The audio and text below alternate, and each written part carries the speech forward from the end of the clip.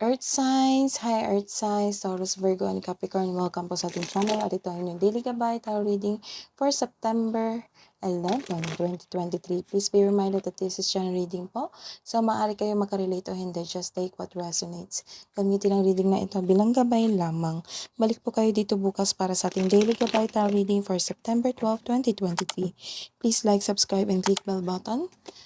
Para updated po kayo sa daily tarot reading natin. Maraming salamat po.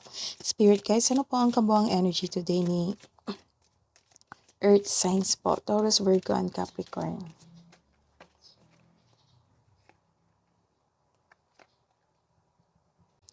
So, this is a reverse card. Nagkaroon po kayo ng impatience sa iyong inaantay. Nagkaroon kayo ng impatience sa iyong inaantay na pera, sa isang opportunity. Naging impatient ka sa isang sitwasyon o bagay, nagdesisyon ka ng hindi mo masyadong pinag-iisipan. Kung karapat-dapat ba ito? Marahil nagkaroon ng delay sa inaantay mo, the universe is trying to show you something, baka may na-miss kang opportunity. The wisdom message is use your time wisely. So this is a reverse card. Nagkaroon po kayo ng feeling unworthy sa inyong sarili. You are creating a blockages. Don't be. May nakita akong tao na nagsiselos o insecure sa iyo. Oo, hindi niya pinapakita ang kanyang true self sa iyo. Kaya mag-ingat sa taong ito. Ilan sa inyo nakaramdam ng insecurity o di kaya wala kang time sa sarili mo, kaya take time to pamper yourself. Habang hinihintay mo ito, take time to yourself. Pamper yourself. Bigyan ng oras ang iyong sarili habang hinihintay mo ito. So let's see. Hingi po kami ng advice po para po kay Earth signs, Taurus, Virgo, and Capricorn. Voyage of the heart, love flows through you and to you. Cleansing waters. So purification activates vibrant life force. That is the advice. So let's see your career and money para po kay Earth signs, Taurus, Virgo, and Capricorn ngayong September 11. Wow. So, nagkaroon po kayo ng possibilities. May nakikita kayong possibilities na matutupad ang inyong pangarap. So many big ideas. Inspired ka ngayon. Nagpaplano ka ng dagdag investment para sa magkaroon ng financial growth. Mas lumaki ang pangarap mo kaya nagplano ka ng karagdagang investment. Para sa mga may trabaho dyan, nagpaplano ka to level up. Pinag-igihan mo pa yung trabaho mo para ma-promote ka. So, may namumuong romance sa workplace mo or yung partner mo ay katrabaho mo na. This card also means may na makipag-business partner sa'yo or makipag-teammate. Gusto mo ang career mo ngayon dahil nagbibigay ito ng financial stability sa iyong buhay at nagagawa mo yung passion mo at the same time.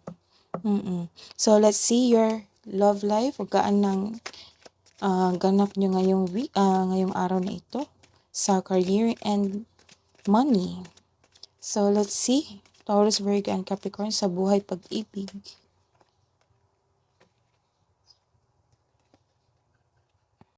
So, nagkaroon ng disharmony sa buhay pag-ibig.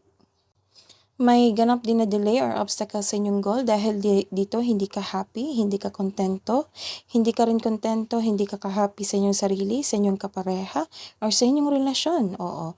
Meron din disconnection sa inyong na nangyari sa inyong partner, pero may opportunity ka na to turn the situation around, na maging mapasensya at listen to your heart to get back on track. Oo, baka kailangan lang kayo ng time ng kanyang kapareha. So, this is a reverse card. Nagkaroon talaga kayo ng pressured, exhausted kayo sa buhay nyo ngayon. Sa buhay pag-ibig.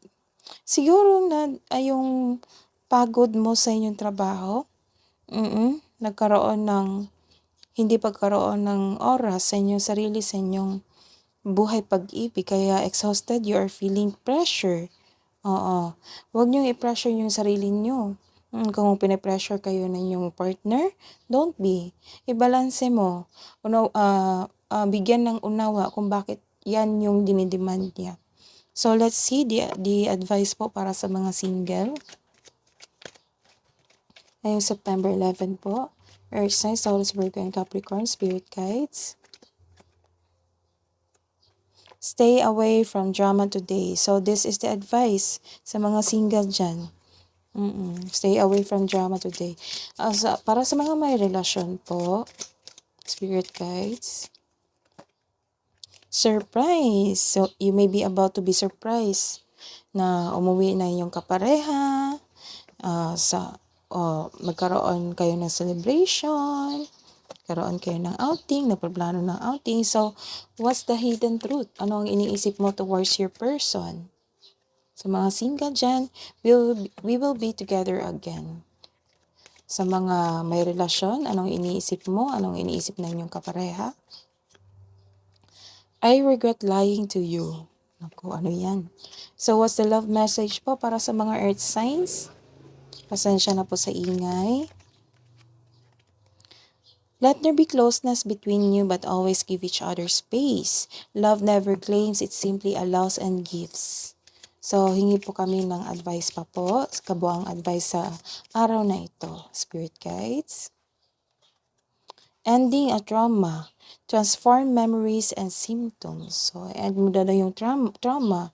Stay away from drama today. So, ayusin lang natin. What's the angel's advice, archangel's advice, spirit guys? Ngayong September 11 po para kay earth signs. Message from Archangel Sandalphon. Be very gentle within yourself at this time. Surround yourself with gentle people, situations, and environment. That is your reading today, Earth Signs. Taurus, Virgo, and Capricorn. Balik po kayo dito bukas sa September 12. Please like, subscribe, and click bell button for notification para po updated kayo sa daily tarot reading natin. Maraming salamat po.